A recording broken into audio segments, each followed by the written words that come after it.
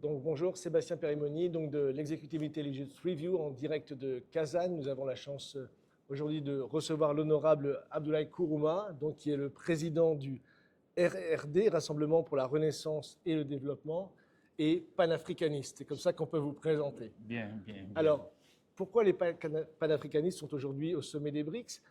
Puisqu'aujourd'hui, certains évaluent que le sommet des BRICS, qui réunit maintenant 9 pays et beaucoup d'autres invités, est plus important que l'élection américaine même. Donc je pense qu'aujourd'hui, par rapport à vous en tant que panafricaniste, comment vous voyez ce sommet des BRICS et qu'est-ce qui explique votre présence ici? Vous savez, nous sommes dans une situation où l'Afrique est en train de se rendre autonome avec ses anciens maîtres, si vous voulez. L'Afrique veut son indépendance économique, son indépendance politique, son indépendance, si vous voulez, militaire. L'Afrique veut avoir un accord de partenariat gagnant-gagnant sans qu'il ait un maître qui lui dicte avec qui il faut coopérer militairement, avec qui il faut coopérer économiquement, avec qui il faut coopérer politiquement. Donc c'est ce qui motive les panafricains à être au sommet des BRICS. On s'est dit que le BRICS sera une voie pour l'Afrique de se libérer de tout ça. On voit déjà des pays comme le Mali, le Niger, le Burkina Faso qui ont vécu ces derniers temps des révolutions populaires justement pour se libérer du néocolonialisme et qui se sont rapprochés beaucoup des BRICS justement de la Chine, de la Russie dans leur partenariat de coopération économique, militaire et d'autres secteurs. Qu'est-ce que vous en pensez vous pour la Guinée par exemple d'où vous venez ou en général? Vous savez, le Mali est en train de faire ce que la Guinée a fait il y a très longtemps. Le nom de la Guinée de l'année 58 lui a permis d'avoir sa propre monnaie, à traiter avec qui il veut. Maintenant, nous avons compris que le colon n'a pas encore dit son dernier mot. Il est en train de jouer sur les cartes politiques pour encore, si vous voulez, asphyxier la Guinée, mettre son genou sur la Guinée, à travers tout ce que nous voyons dans le pays, des prises de position économiques, des prises de position politiques. Ça veut dire qu'ils ont infiltré les politiques.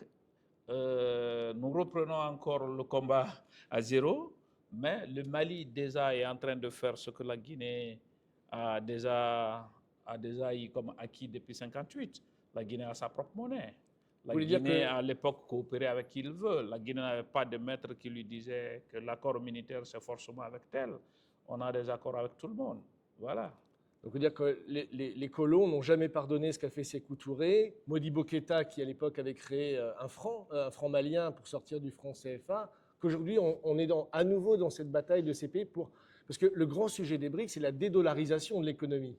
Mais le grand sujet pour les panafricains, c'est la déCFAisation de l'économie, si on peut dire. Oui, le CFA, ce n'est pas partout en Afrique. Bien sûr, le CFA, ce n'est pas partout en Afrique. Mais ce que nous voulons, que les colons acceptent que les Africains coopèrent avec qui ils veulent. Que les Africains ont des partenariats gagnant-gagnant et qu'on ne discute pas sous la pression d'un colonisateur, qu'on ne propose pas avec qui il faut coopérer, qu'on vend nos cacao avec qui on veut, qu'on tisse nos accords dans le domaine agricole, dans le domaine scientifique, dans le domaine militaire, dans le domaine économique avec qui on veut.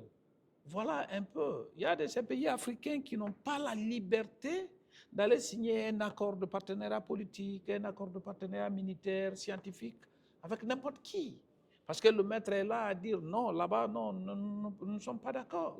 Donc, je crois que ce n'est pas seulement le franc CFA qui est le problème, mais cette interposition, cette domination sur nos propres ressources, c'est ce qui fait très mal.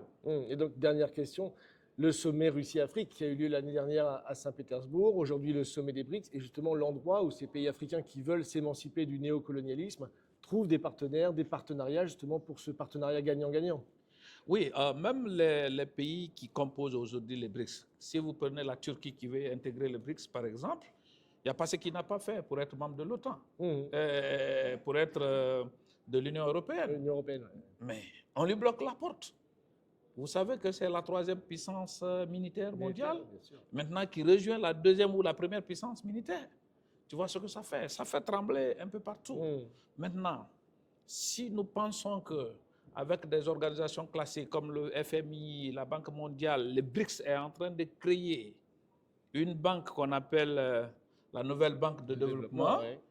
qui peut jouer le même rôle que le Fonds monétaire international, que la Banque mondiale. Pourquoi l'Afrique ne s'orientait pas à ces endroits?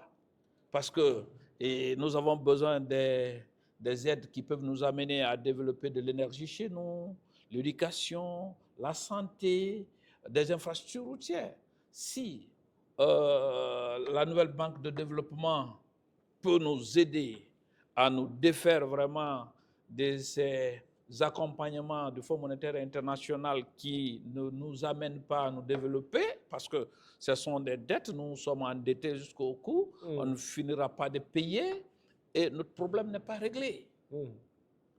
Par exemple, la Banque mondiale, il sait que tu as plus de 1000 km de route à confectionner. Il va t'accorder que 100. Sur 1000, il te donne 100. Le moment qu'il t'accorde un autre 100, le 100 qu'il a fait est détérioré déjà. C'est-à-dire, on est dans les recommencements perpétuels, permanents. Donc, si le BRICS peut nous amener à se défaire de tout ça, à nous trouver de l'énergie, à nous développer sur le plan des infrastructures routières, moi je pense qu'on ne trouve pas d'objection pour coopérer avec le BRICS. Et surtout que nous voulons rendre l'Afrique autonome et libre de choisir ses partenaires. Voilà notre combat. Nous, les panafricanismes, on n'a pas besoin, on est contre personne. Nous, les politiques panafricanistes, nous avons une vision différente par rapport à d'autres qui sont les activistes de la société civile. Nous, ce n'est pas seulement les dénonciations. Nous sommes en train de traduire dans nos actions. C'est-à-dire, nous lions la parole à l'acte. Qu'est-ce que je veux dire par là? Les dénonciations n'ont plus de place. Il faut aller dans l'action. Et c'est ce que nous sommes en train de faire. On est en train de pousser nos gouvernements à se défaire de certains accords qui les interdisaient d'aller chercher partout où ils veulent. Un père de famille, vous voulez donner à manger à vos enfants. On ne doit pas vous dire forcément il faut aller dans tel marché. Bien sûr. Si tu sais que c'est de l'autre côté que tu peux trouver à manger pour tes enfants, pourquoi ne pas nourrir tes enfants là-bas? Donc voilà ce qu'on veut faire. D'accord, merci beaucoup d'avoir répondu à nos questions. C'est à moi de vous remercier.